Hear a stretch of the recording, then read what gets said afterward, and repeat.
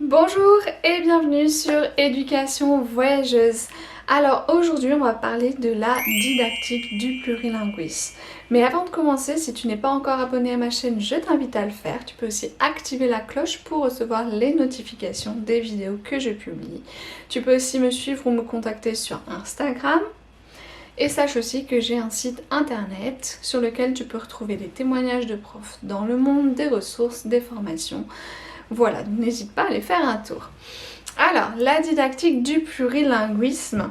On va expliquer un petit peu comment est-ce qu'elle est apparue et qu'est-ce qu'elle recouvre.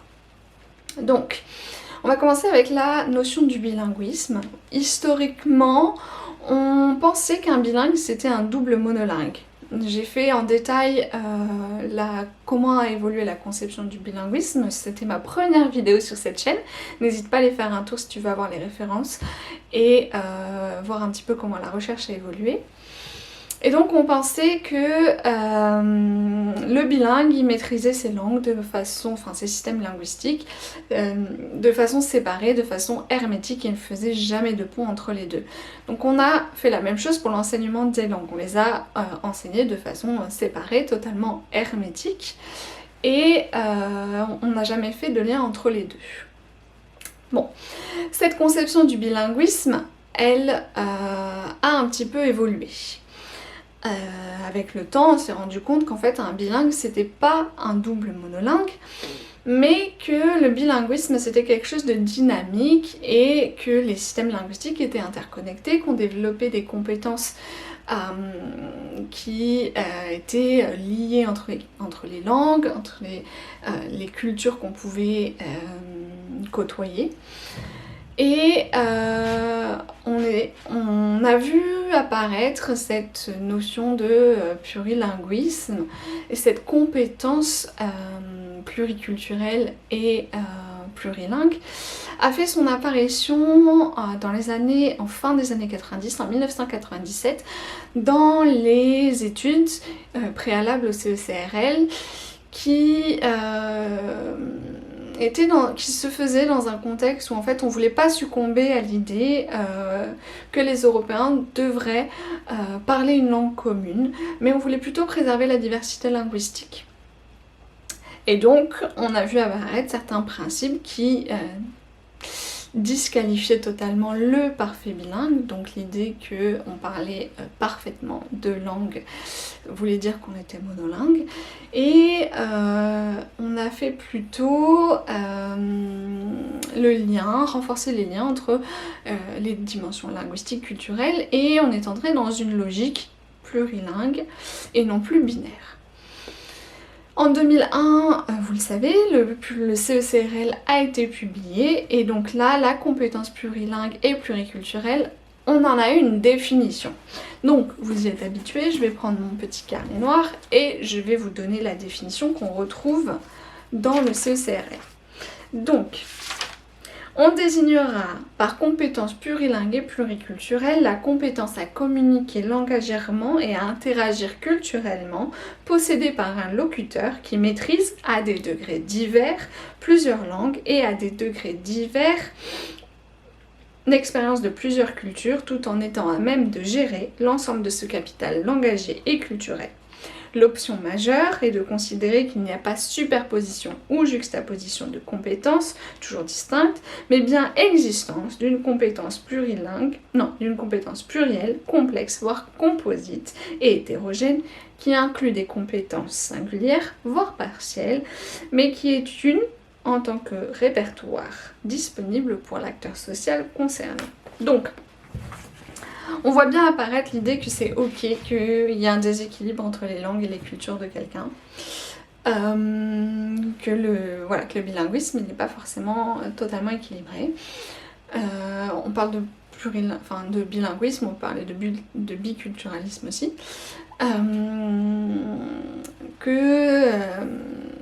La compétence elle est plurielle et elle est partielle. On peut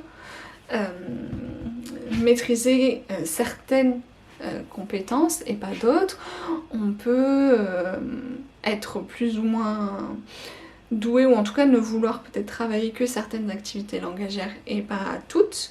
Et c'est ok, et qu'en plus, le bilinguisme, ce capital langagier et culturel comme ils le disent, est dynamique, n'est jamais figé. Ce qu'on savait demain, on le saura, enfin ce qu'on savait hier, on ne le saura peut-être pas demain, et ce qu'on maîtrise dans une langue, peut-être pas dans l'autre. Voilà, c'est dynamique et ça s'enrichit de tous les contacts avec les langues et les cultures qu'on fait. C'est assez logique.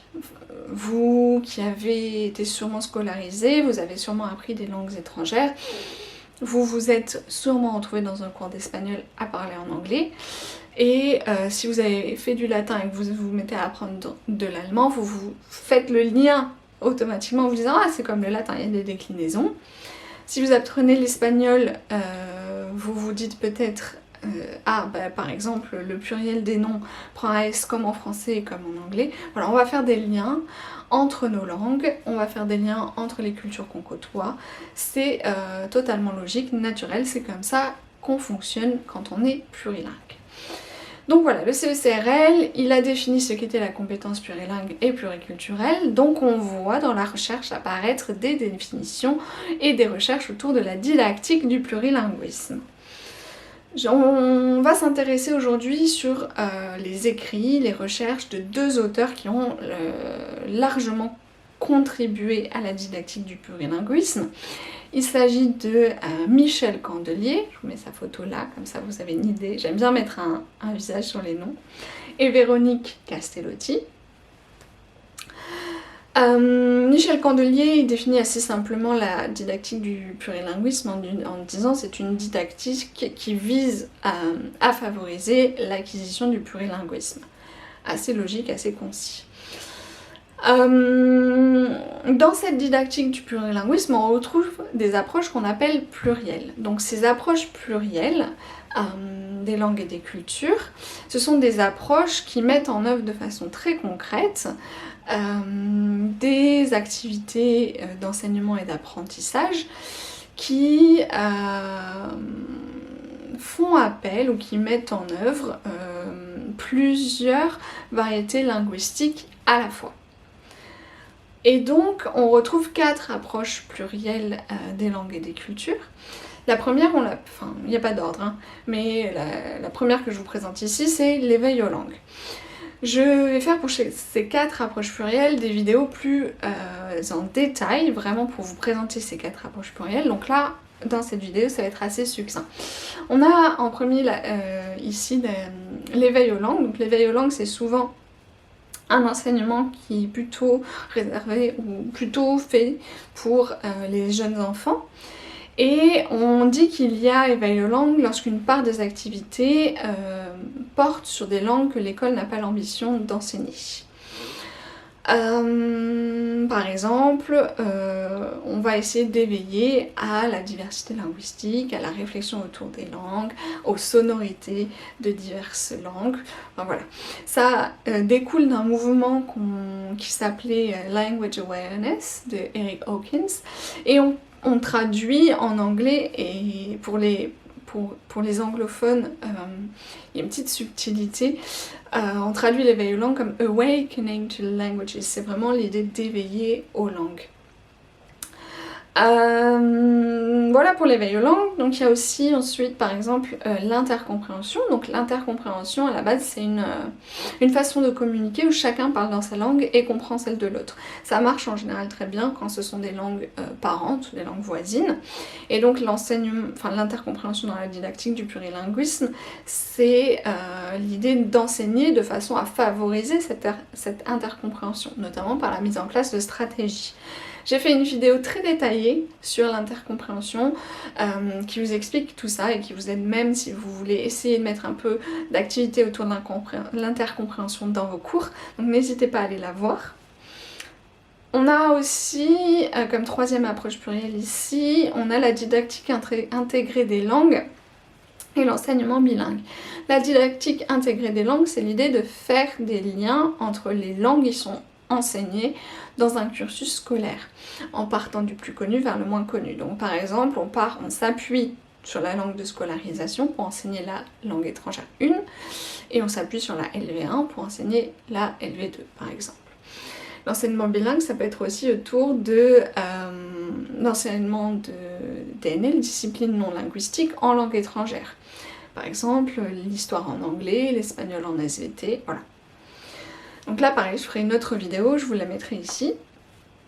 Et pour terminer, on a l'approche interculturelle. Donc l'approche interculturelle, elle va viser la mise en place de stratégies qui vont favoriser la réflexion autour du contact entre des individus de background culturel différents.